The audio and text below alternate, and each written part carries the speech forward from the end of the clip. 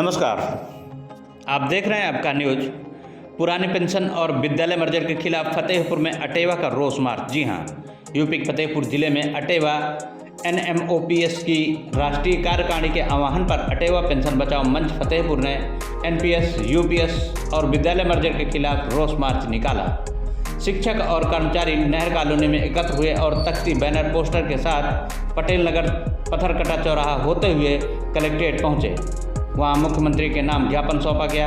अटेवा जिला अध्यक्ष निधान सिंह ने कहा, पेंशन हमारा संवैधानिक हक है। यदि NPS, UPS इतनी अच्छी है तो सत्ता में बैठे लोग इसे खुद पर लागू करें। उन्होंने विद्यालय मर्जर को शिक्षा का अधिकार अधिनियम RTE का उल्लंघन बताते हुए इसे रद्द करने की मांग की। जिला संयोजिका डॉक्टर असफिया मजहर ने मातृशक्ति की बढ़ती भागीदारी पर जोर देते हुए कहा कि यह आंदोलन अब अजेय है। लेखपाल संघ के अध्यक्ष दिनेश सिंह ने कलम बंद हड़ताल की चेतावनी दी और 25 नवंबर 2025 को दिल्ली में विशाल धरने की घोषणा की। स्वास्थ्य विभाग के हेमचंद चौधरी ने कहा, बुढ़ापे में दवाई के लिए तरसना बर्दाश्त नहीं। रोष मार्च में विभिन्न विभागों के कर्मचारी और शिक्षक शामिल रहे।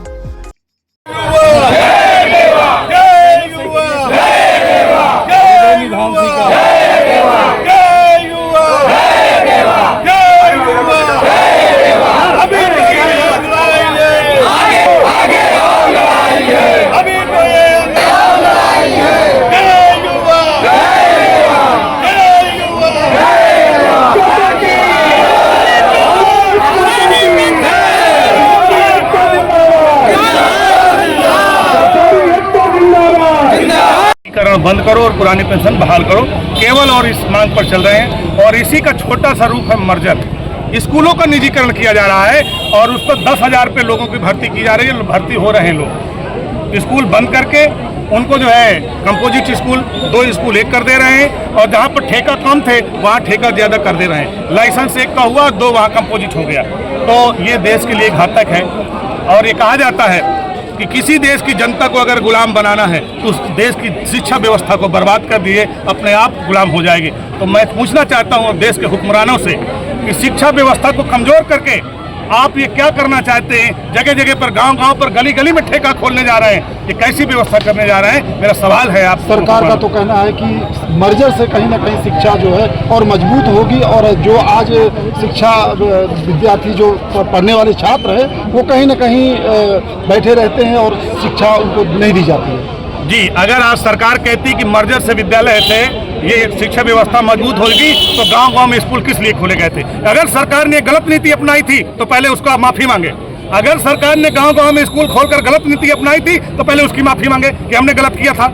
या तो पहले आपने गलत किया या तो आज गलत किया है। अब निर्णय आपको करना कि आपने कौन सा काम गलत किया है। सरकार का कहना है कि शिक्षकों द्वारा सही से बच्चों को वहाँ पर पढ़ाया भी नहीं जा रहा है और इसीलिए बच्चों की संख्या विद्यालयों में कम हो रही है। बिल्कुल सही है कि बच्चों की संख्या कम हो रही है। आपका सवाल ये है, आप प्राइवेट स्कूल जो मानक विहीन स्कूल हैं, आप प्राइमरी के बगल में मानक विहीन स्कूल चल रहे हैं, उनको बंद करने के लिए ये सरकार की कर्मचारी जो अधिकारी हैं उनकी आंख नहीं खुल रही है और पैसे लेकर के उन स्कूलों को संचालित करवाएंगे। कहो तो नाम बता दूंगा, कहोगे तो नाम बता दूंगा और अधिकारियों के नाम भी खोल दूंगा। जी बिल्कुल खोलिए, ठीक है। इसलिए आप समय आने दीजिए, अभी बहुत बड़ी लड़ाई लड़ना है। क्या लगता है अधिकारियों के बच्चे सरकारी स्कूलों में? हम तो चाहते हैं कि सरकार करे व्यवस्था की नेता, कर्मचारी, अधिकारी सबके बच्चे सरकारी स्कूल में पढ़ेंगे। हम तैयार हैं।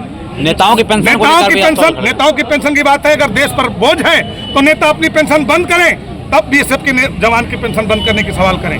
BSF के जवान को आप नेशनल पेंशन देना चाहते हैं और अपने आप को पुरानी पेंशन लेना चाहते हैं। ये कौन सा राइट है? कैसा बोझ है सरकार बताए? ये हमारे माननीय जी सांसद जी, विधायक जी सांसद हो गए तो अलग पेंशन, विधायक हुए तो अलग पेंशन, राज्यपाल हो गए तो अलग पेंशन, मुख्यमंत्री हो गए तो पेंशन, और BSF का जवान वहां पर वो नेशनल पेंशन लेगा। उसको आप शेयर पे आधारित पेंशन देना चाहते हैं। अगर देश कमजोर है तो बताइए कि देश कमजोर है। अगर आप कहते हैं कि देश मजबूत है तो पेंशन दीजिए।